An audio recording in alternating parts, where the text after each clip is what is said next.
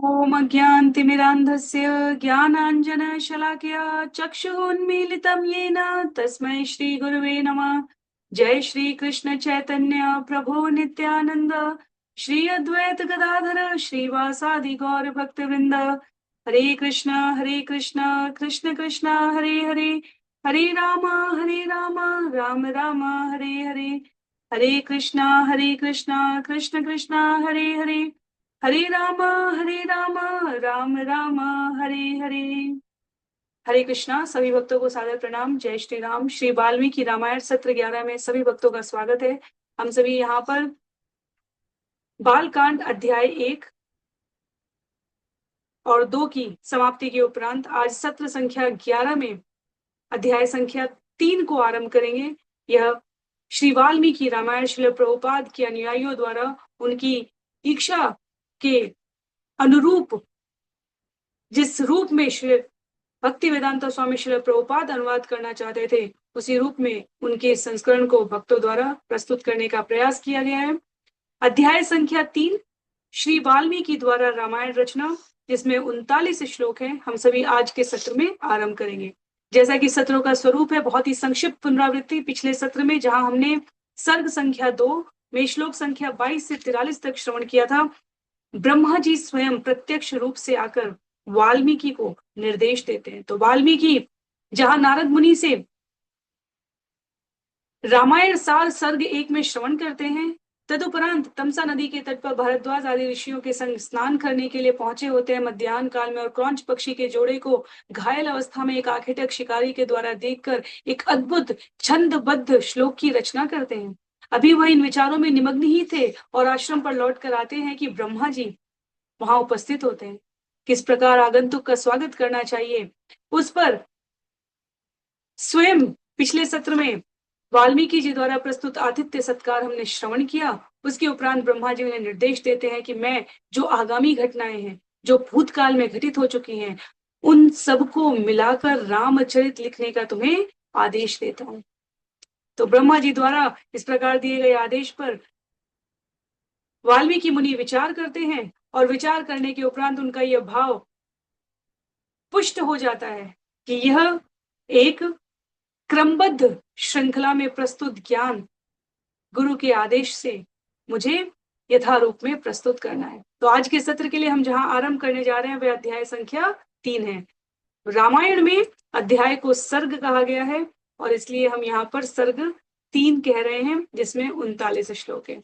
श्री वाल्मीकि द्वारा रामायण रचना। तो आचार्य सार के रूप में बताते हैं कि ब्रह्मा जी की कृपा से समाधि में भगवान राम से संबंधित समस्त लीलाओं का साक्षात्कार करके प्रत्यक्ष रूप से देखकर श्री वाल्मीकि ने 7 कांड में रामायण का निर्माण किया है। तो हम सभी अध्याय संख्या 3 पर हैं, जहां अभी रामायण के आरंभ होने की कथा का उल्लेख किया जा रहा है।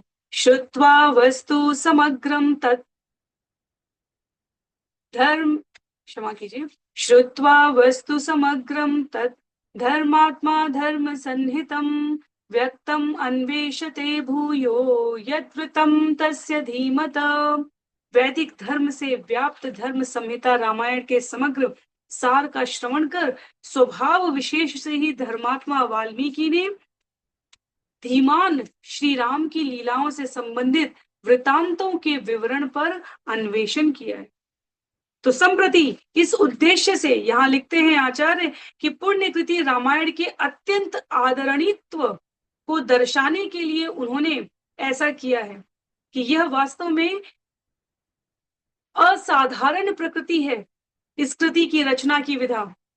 और वाल्मीकि मुनि जो स्वभाव से ही धर्म का पालन कर रहे हैं, उन्होंने इस विधि को यहाँ अन्वेषण करके प्रस्तुत किया है। उपस्पृश्योदकम सम्यम मुनि स्थित्वा कृतांजलि प्राचीनाग्रेषु दर्भेषु धर्मेणान्वेषते गतिम।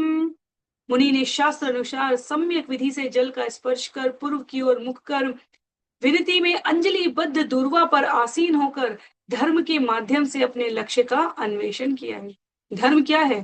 गुरु को प्रसन्न करना, शास्त्र में वर्णित आचरणों का पालन करना, ब्रह्मा जी को प्रसन्न करने के रूप में मांगल्य प्राप्त करने के साधन हेतु धर्म के माध्यम से भगवान राम की लीला के विवरणों को अन्वेषण करना, प्रस्तुत करना। क्योंकि जगत में स्वभाव युक्त आचरण करना, और मनुष्य के लिए व्यक्त किया गया स्वभाव से ही धर्म का आचरण करना है। तो ब्रह्मा जी को प्रसन्न करने के लिए समाधि के माध्यम से अपने लक्ष्य भगवान श्री राम आदि से संबंधित वृत्त का यहाँ अन्वेषण कर रहे हैं। वाल्मीकि मुनि अगले श्लोक में व्यक्त करते हैं, राम लक्ष्मण सीता भी राज्ञा दशरथेन च सभार्येण स राष्ट्रेण यत् प्राप्तं तत्र तत्त्वतः हसितं भासितं चैव गतिर्यायच्च चेष्टितं ततः सर्वं धर्मवीरेण यथावत् संप्रपश्यति। तथा धर्म के बल पर श्री वाल्मीकि जी ने श्री राम लक्ष्मण सीता महाराज दशरथ एवं उनकी पत्नियों तथा प्रजा आदि की समस्त गतिविधियों, उनका हंसना बोलना चलना आदि का तत्वतः यथावत साक्षात्कार किया है। तो मात्र अपने हृदय की साहित्यिक तुष्टि के लिए यह व्यक्त नहीं किया है। जब भगवान श्री राम के चरित्र का वर्णन किया जा रहा है तो यहाँ पर हम आगे के अध्यायों के नाम में देखेंगे, अयोध्या का वर्णन है, अयोध्या नगरी का वर्णन है, अयोध्या की प्रजा का वर्णन है, महाराज दशरथ के स्वभावों का, कृत्यों का वर्णन है। जैसा यहाँ कहा गया है, उनकी पत्नियों के, और यही नहीं, हाव भाव, गति, कृतित्वों, इन सभी को यथावत साक्षात्कार के रूप में प्रस्तुत करते हैं। चेष्टितम, स्पष्ट रूप से दर्शन करते हुए उन्होंने इस वृत्तांत का दर्शन प्रस्तुत किया है। मानो वे साक्षात्कार, मानो कि 24,000 श्लोकों में जो वर्णन हम श्रवण करने जा रहे हैं उसमें चलचित्र के रूप में सामयिक गतिविधियां जो बोधगम्य इंद्रियों के माध्यम से समझी जा सके, इस प्रकार विस्तृत रूप से वाल्मीकि मुनि द्वारा प्रस्तुत की गई है। पिछले अध्याय में, पिछले सत्रों में हमने ये भी श्रवण किया है कि जब यह घटना घटित हो रही है तब वहां वाल्मीकि के आश्रम में लवकुश उपस्थित है, तो उनका भी प्रवेश होगा। हम सभी प्रत्यक्षतः उसको श्रवण करेंगे। स्त्री तृतीयेन च तथा यत् प्राप्तं चरतावने सत्य संधेन रामेण तत्सर्वं चान्ववेक्षितं ततः पश्यति धर्मात्मा तत्सर्वं योगमास्थितः पुरा यत्तत्र निवृत्तं पाणावामलकं यथा। अपने वचन का निर्वहन करने वाले सत्य संध भगवान श्री राम का निज भ्राता एवं भार्या के संग वन में विचरण आदि समस्त वृत्तांत का उन्होंने प्रत्यक्षतः दर्शन किया। तत्पश्चात योग स्थित धार्मिक स्वभाव वाले धर्मात्मा वाल्मीकि ने श्री राम आदि के साथ पूर्व घटित समस्त वृत्तांत को इस प्रकार देखा मानो ये वृत्त उनके हाथ में आमलक फलवत हो रहे हैं। तो ब्रह्मा जी द्वारा प्रदान किए गए दिव्य चक्षु से समस्त वृत्तांत का अवलोकन करके वाल्मीकि दंडकारण्य में वनवास कालीन वृत्तांतों के निरीक्षण का यहाँ लिखा है वर्णन कर रहे हैं। अत्यंत स्पष्टता के साथ देखा है उन्होंने, क्योंकि ब्रह्मा जी को संतुष्ट करने की साधना में, योग साधना में उन्होंने जिस प्रकार भगवत गीता में भगवान ने अर्जुन से कहा था कि जो अपनी चेतना को मुझ में संलग्न करते हैं वह मुझे पूर्णतः जान सकते हैं, और वाल्मीकि ने बिल्कुल वही किया है यहाँ पर। इसलिए समाधि में भगवान श्री राम की समग्र लीलाओं का उन्हें दर्शन हो रहा है। तत्सर्वं तत्त्वतो दृष्ट्वा धर्मेण स महाद्युति अभिरामस्य रामस्य चरितं कर्तुमुद्यत कामार्थ गुण संयुक्तं धर्मार्थ गुण विस्तरं समुद्रमिव रत्नाढ्यं सर्वश्रुति मनोहरम। धर्म बल से उन सभी वृत्तांतों का तत्वतः साक्षात्कार कर महाद्युतिमान मुनि ने स्वयं को अत्यंत रुचिकर अभिराम भगवान राम की लीलाओं पर प्रबंध निर्माणार्थ सन्नद्ध किया। एक ऐसा ग्रंथ जो रत्न समृद्ध समुद्र सदृश सर्वश्रुति मनोहर है। रत्न समृद्ध समुद्र सदृश सर्वश्रुति मनोहर है। यह प्राथमिक रूप से धर्म एवं मोक्ष पर विस्तार पूर्वक तथा गौड़ रूप से काम एवं अर्थ से युक्त है।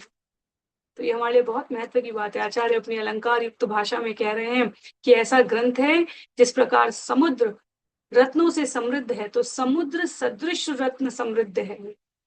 सदृश, समृद्ध, सर्वश्रुति मनोहर, सबके कर्ण को प्रिय लगने वाला, मन का हरण करने वाला।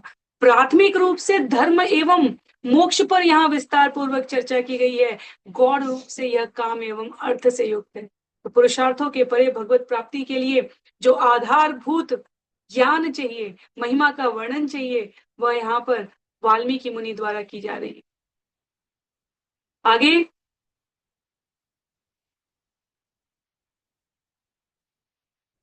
श्लोक संख्या 9 में कहते हैं, स यथा कथितं पूर्वं नारदेन महर्षिणा रघुवंशस्य चरितं चकार भगवान ऋषि। श्री नारद मुनि ने पहले जिस प्रकार वर्णन किया था, यथानुसार भगवान ऋषि, शक्तिशाली ऋषि वाल्मीकि ने इस ग्रंथ की रचना की है, जिसमें रघुवंश में प्रकट होने वाले भगवान श्री राम की लीलाओं का वर्णन था। तो हमें ये स्मरण रखना चाहिए कि बालकांड में अध्याय 1 में नारद मुनि ने वर्णन किया है, जिसे हमने रामायण सार कहा था। अध्याय 2 में जहां स्वयं भगवान ब्रह्मा जी से निर्देश प्राप्त कर रहे हैं वाल्मीकि मुनि, क्रौंच पक्षी के जोड़े को घायल देखकर रचना करने की जो कृति संपन्न हुई है, और अध्याय संख्या 3 में वाल्मीकि जी द्वारा रामायण रचना की यह भूमिका स्थापित की जा रही है। कितने अक्षरशः भगवान श्री राम की लीलाओं का वर्णन करने के लिए समाधि में ब्रह्मा जी की आज्ञा का पालन करने के, भगवान के प्रति सेवा भाव से स्वयं को ध्यानस्थ करने वाले वाल्मीकि मुनि। श्लोक संख्या 10 से लेकर अब जो हम श्रवण करने जा रहे हैं, वह पूरा इस अध्याय के अंत तक, श्लोक संख्या 39 तक एक स्वर में श्लोकों का वाचन है। जन्म जन्मस्य सोमहयद् वीर्यं सर्वानुकूलतां लोकस्य प्रियतां शान्तिं सौम्यतां सत्यशीलतां नानाचित्रकथाश्चान्य विश्वामित्र समागमे जानक्याश्च विवाहं च धनुषश्च विभेदनं राम राम विवादं च गुणान्धाशरस्तेस्तथा तथाभिषेकं रामस्य कैकेय्या तुष्टभावतां विघातं चाभिषेकस्य रामस्य च विवासनं राज्ञ शोकविलापं च परलोकस्य चाश्रयं प्रकृतानि विषादं च प्रकृतीनां च विसर्जनं निषादादीपसंवादं सूतोपावर्तनं तथा गङ्गायाश्चापि सन्तारं भरद्वाजस्य दर्शनं भरद्वाजाभ्यनुज्ञानात् चित्रकूटस्य दर्शनं वास्तुकर्म विवेशं च भरत आगमनं तथा प्रसादनं च रामस्य पितुश्च सलिलक्रियां पादुकाग्र्याभिषेकं च नन्दिग्रामनिवासनं दण्डकारण्यगमनं विराधस्य वधं तथा दर्शनं शारभङ्गस्य सुतीक्ष्णेनाभिसङ्गमम् अनसूयासहास्यामप्यङ्गरागस्य चार्पणम् अगस्त्य दर्शनं चैव जटायोरभिसङ्गमम् पञ्चवट्याश्च गमनं शूर्पणख्याश्च दर्शनं शूर्पणख्याश्च संवादं विरूपकरणं तथा वधं खरतृषिरसोरुत्थानं रावणस्य च मारीचस्य वधं चैव वैदेह्याहरणं तथा राघवस्य विलापं च गृधराजनिबर्हणं कबन्धदर्शनं चापि पम्पायाश्चापि दर्शनं शबर्या दर्शनं चैव हनुमद्दर्शनं तथा विलापं चैव पम्पायां राघवस्य महात्मनो ऋष्यमूकस्य गमनं सुग्रीवेण समागमं प्रत्ययोत्पादनं सख्यं वाली सुग्रीवैग्रहं वाली प्रमथनं चैव सुग्रीव प्रतिपादनं ताराविलापमं समयं वर्षरात्र निवासनं कोप राघव सिंहस्य बलानामुपसंग्रहं दिश प्रस्थापनं चैव पृथ्व्याश्च निवेदनम् अङ्गुलीयकदानं च ऋक्षस्य बिलदर्शनं प्रायोपवेशनं चैव सम्पातिश्चैव दर्शनं पर्वतारोहणं चैव सागरस्य च लङ्घनं समुद्रवचनाच्चैव मैनाकस्य च दर्शनं राक्षसीतर्जनं चैव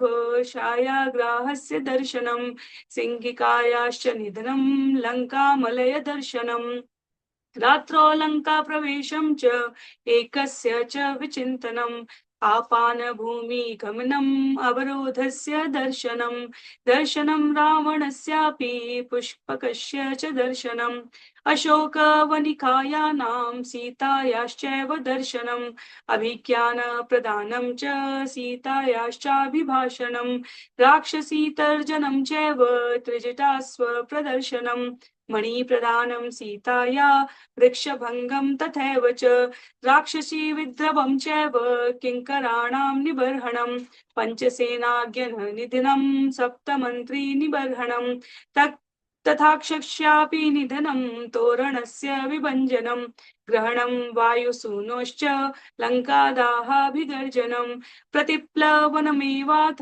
मधूनां हरणं तथा राघवाश्वासनं चैव मणिनिर्यातनं तथा संगमं च समुद्रेण नलसेतोश्च बन्धनं प्रतारं च समुद्रस्य रात्रौ लङ्कावरोधनं विभीषणेन संसर्गवधोपाय निवेदनं कुम्भकर्णस्य निधनं मेघनादनिबर्हणं रावणस्य विनाशं च सीतावाप्तिमरे पुरे विभीषणाभिषेकं च पुष्पकस्य च दर्शनम् अयोध्यायाश्च गमनं भरतेन समागमं रामाभिषेकाभ्युदयं सर्वसैन्यविसर्जनं स्वराष्ट्र अञ्जनं चैव वैदेह्याश्च विसर्जनम् अनागतं च यत्किञ्चित् रामस्य वसुधातले तच्चकारोत्तरे काव्ये वाल्मीकि भगवान ऋषि। तो इस प्रकार श्लोक संख्या 10 से लेकर 39 तक आचार्य समझते हैं इस बात को कि कलयुग में कितनी आपाधापी और जल्दी है। भगवत गीता अध्याय 2 में भगवान ने गीता का सार कह दिया। यहाँ श्री वाल्मीकि रामायण में अध्याय 1 में बालकांड में हमें रामायण सार नारद मुनि से सुनने को मिला है और वाल्मीकि जी यहाँ पर अध्याय संख्या 3 में ब्रह्मा जी के आदेश का पालन करते हुए समाधिस्थ होकर भगवान की लीला के वृत्तांत को श्रवण कर रहे हैं। तो कौन कौन सी घटनाएं उनके मस्तिष्क में, हृदय में अंकित होती चली गई, उनको उन्होंने यहाँ सार रूप में प्रस्तुत किया है। इन समस्त घटनाओं को पुनः एक बार सूत्रबद्ध करने का एकमात्र उद्देश्य ये समझाना है, ऐसा कोई भाव का पक्ष नहीं है। धार्मिक रूप से, सामाजिक रूप से, आर्थिक रूप से, व्यक्तिगत रूप से, मित्रता के रूप में, शत्रुता के रूप में, बंधुत्व के रूप में, राजा के रूप में, प्रजा के रूप में, सेवक के रूप में, संबंधों के उत्तरदायित्व के रूप में, जिसका परिचय हमें रामायण में नहीं मिलता।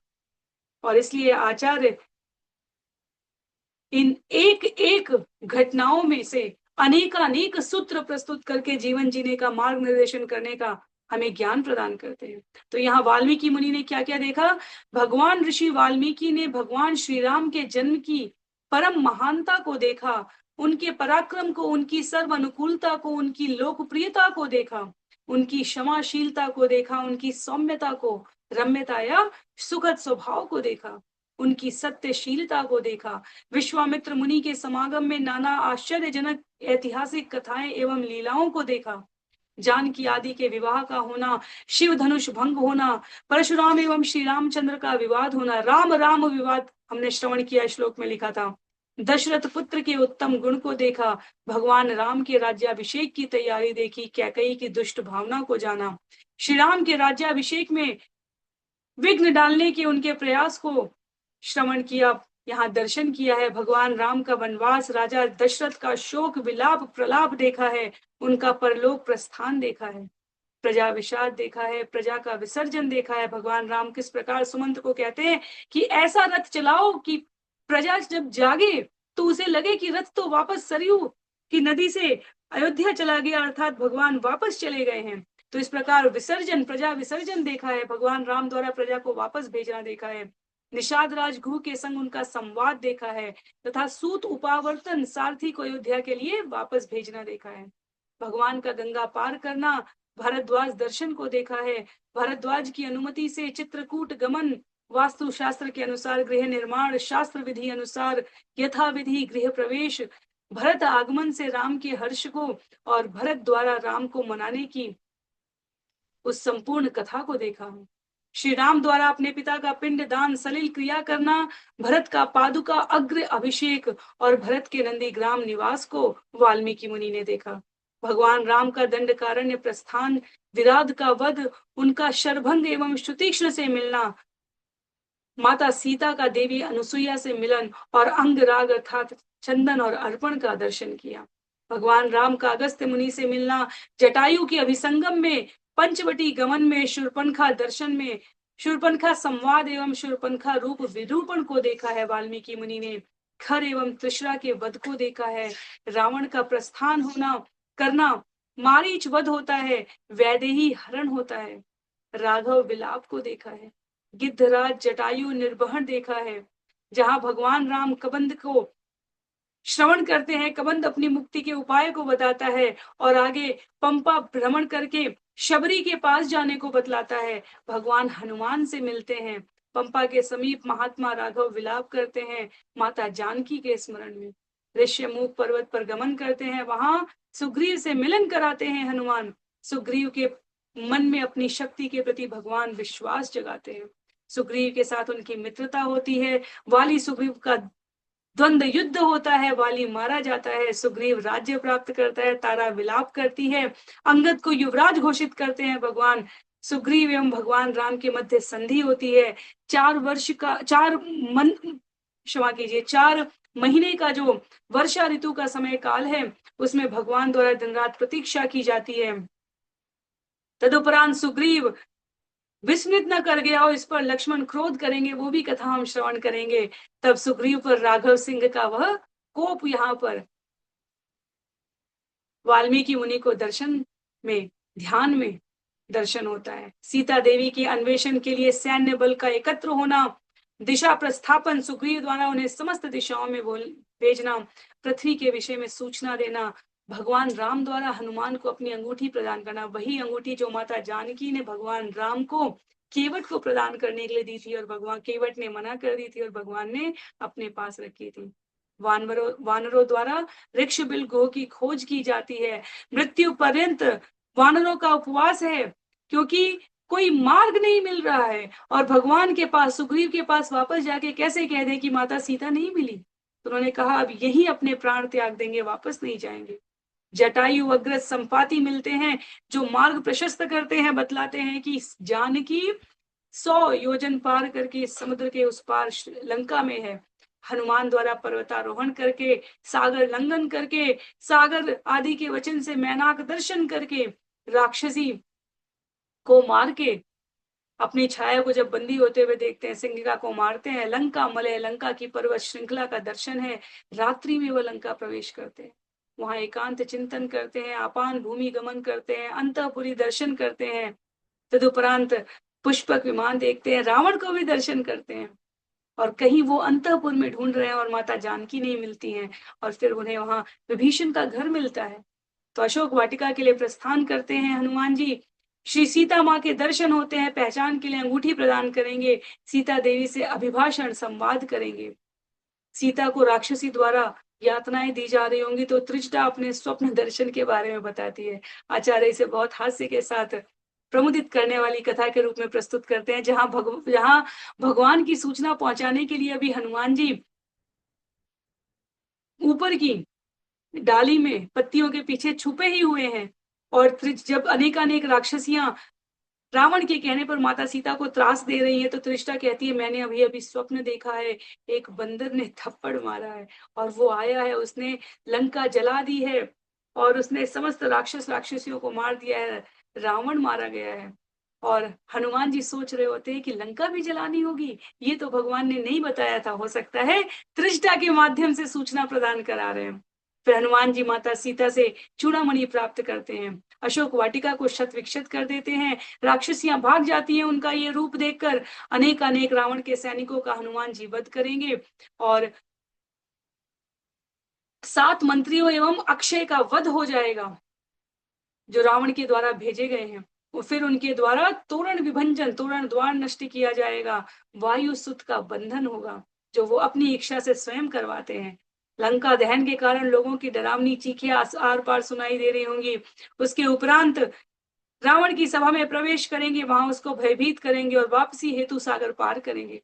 वानरों द्वारा सुग्रीव के जंगल में, सुग्रीव के द्वारा स्थापित वन में ही मधु की चोरी होगी तो सुग्रीव प्रसन्न हो जाएंगे कि अरे ये तो बहुत अच्छा हुआ, इसका अर्थ है कि माता सीता की सूचना प्राप्त हुई है।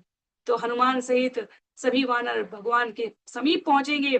मणि निर्यातन, हनुमान जी भगवान को सांत्वना देंगे और मणि प्रदान करेंगे। तदुपरांत भगवान राम प्रस्थान करते हैं समुद्र की ओर, वहां समुद्र से मिलन हो, समुद्र से मिलते हैं, उसे सभ्य भाषा में समझाते हैं तो उसे नहीं समझ में आता। तदुपरांत भगवान सेतु बंधन कराएंगे नल के द्वारा, सागर पार करेगी संपूर्ण सेना, लंका परिवेष्टन घेराबंदी हो जाएगी रात्रि में। सुबह विभीषण समझाने का प्रयास करेंगे रावण को सभा में, पर रावण द्वारा दुत्कारे जाने पर वह भगवान राम से मिलने चल देंगे। विभीषण द्वारा इंद्रजीत आदि के वध के उपाय का वर्णन किया जाएगा। कुंभकर्ण का निधन होगा, मेघनाद मारा जाएगा, रावण का विनाश होगा। भगवान राम द्वारा शत्रु नगरी में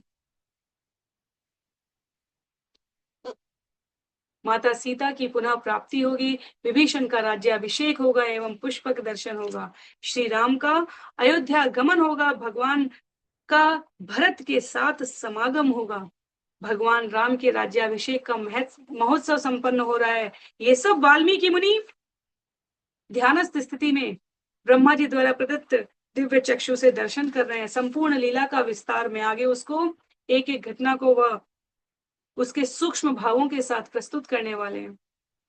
भगवान राम के राज्याभिषेक के महोत्सव के उपरांत सर्व सैन्य विसर्जन, भगवान अनेक अश्वमेध यज्ञ करेंगे, राम राज्य की स्थापना होगी, प्रजा प्रसन्न रहेगी, वैदेही का परित्याग होगा और वसुधा तल पर भगवान राम द्वारा पृथ्वी पर की गई अन्य अनेक लीलाएं यहाँ उत्तर काव्य में प्रस्तुत की जाएंगी।